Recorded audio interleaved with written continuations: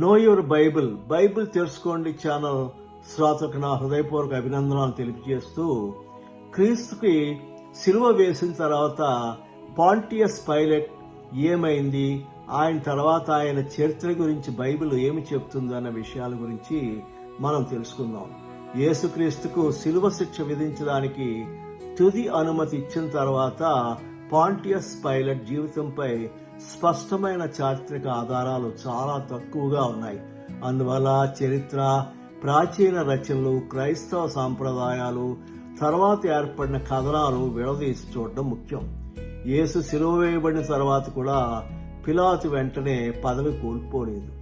సుమారు క్రీస్తు శకం 30-33 మధ్య యేసుక్రీస్తు సిలువ వేయబడ్డాడు. తర్వాత కూడా పిలాతు యూదయ గవర్నర్ గా కొన్ని సంవత్సరాలు కొనసాగాడు. అతని పాలనలో యూదులతో ఉద్రిక్తులు తరచూ జరిగాయని ప్రాచీన యూదు చరిత్రకారుడు ఫ్లావియస్ జోసఫస్ మరియు ఫిలో అలెగ్జాండ్రియా పేర్కొన్నారు.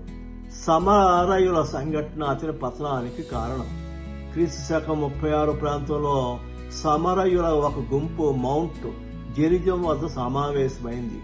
వారిని తిరుగుబాటుదారులుగా భావించిన పిలాతు రోమన్ సైన్యాన్ని పంపించాడు. ఆ దాడిలో అనేక మంది చనిపోయారు, మరికొందరిని బంధించారు. ఈ చర్యపై సమరయులు సిరియా గవర్నర్ కు ఫిర్యాదు చేశారు. అప్పుడు ఆయన్ని రోముకు పిలిపించడం జరిగింది. అప్పుడు సిరియా లెగేట్ పిలాతును రోముకి వెళ్లి తన చర్యలకు సమాధానం చెప్పమని ఆదేశించాడు. అతను రోము చేరుకునే లోపే చక్రవర్తి టైబిరియస్ మరణించాడు. అసలు అంటే దటి 37 క్రీస్తు శకం 37లో. దీంతో తర్వాత ఏమైందో అధికారిక రోమన్ రికార్డులు తెలియవు. ఇక్కడి నుంచి చరిత్ర స్పష్టంగా తెలియడం లేదు. యూదయ గవర్నర్ పదవి నుంచి తొలగించబడ్డాడు, రోముకి తిరిగి పెంచబడ్డాడు అన్న విషయాలు మాత్రమే తెలుసు. అయితే తర్వాత శతాబ్దాల్లో అనేక కథలు ప్రచారంలోకి వచ్చే ఒక సంప్రదాయం చక్రవర్తి కలిగులా కాలంలో అతను ఆత్మహత్య చేసుకున్నాడని చెప్తుంది. మరో సాంప్రదాయం అతన్ని ప్రవాసానికి పంపారని చెప్తుంది.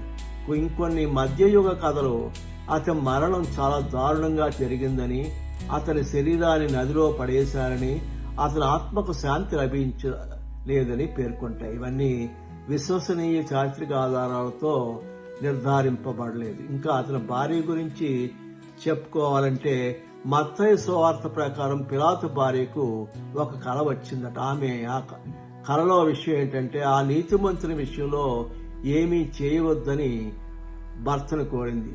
ఆమె పేరు బైబిల్లో లేదు, కానీ తర్వాత సంప్రదాయంలో ఆమెను క్లాడియా ప్రోకులా అని పిలిచారు. తూర్పు ఆర్థడాక్స్ సంప్రదాయంలో ఆమెను పవిత్రురాలుగా కూడా గౌరవిస్తారు. అయితే పిలాతు యేసుక్రీస్తుకు సిలువ వేసినందుకు పశ్చాత్తపడ్డాడా? దీనిపై ఖచ్చితమైనటువంటి ఆధారం లేవు, కానీ అతను శిక్షణ ప్రకటించిన తర్వాత చేతులు కడుక్కోవడం జరిగింది. అయితే దీన్ని ఇప్పుడు మనం నిత్య జీవితంలో కూడా ఒక తప్పు చేసిన తర్వాత చేతులు కడుక్కున్నాడని చెప్పి మనం అంటుంటాం. కాబట్టి ఖచ్చితంగా ఈ పాంటియస్ పైలట్ పశ్చాత్తపడ్డాడని చెప్పి మనం అనుకోవచ్చు. కొన్ని అపోక్రిఫా గ్రంథాలు అతని తర్వాత పశ్చాత్తాపడ్డాడని చెబుతాయి. మరికొన్ని గ్రంథాలు అతన్ని దుష్ట పాలకుడిగా చిత్రిస్తాయి. చరిత్రకారులు వీటిని నమ్మదగిన చారిత్ర ఆధారాలుగా పరిగణించారు.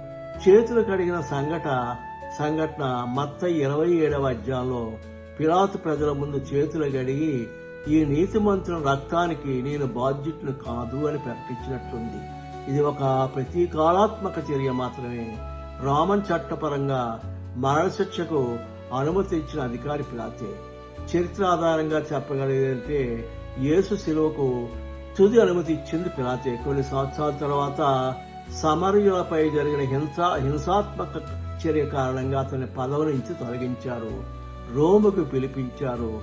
ఆ తర్వాత అతని జీవితంపై ఏవి విశ్వసనీయమైన చారిత్రక ఆధారాలు లేవు.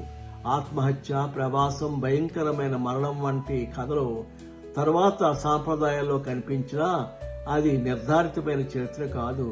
ఏది ఏమైనా చేతులు కడుక్కున్నాను. యేసుక్రీస్తుకు శిక్ష వేసిన తర్వాత చేతులు కడుక్కోవడం అన్నది చేసినటువంటి పాపానికి ఒక చర్యగా మనం భావించాలి.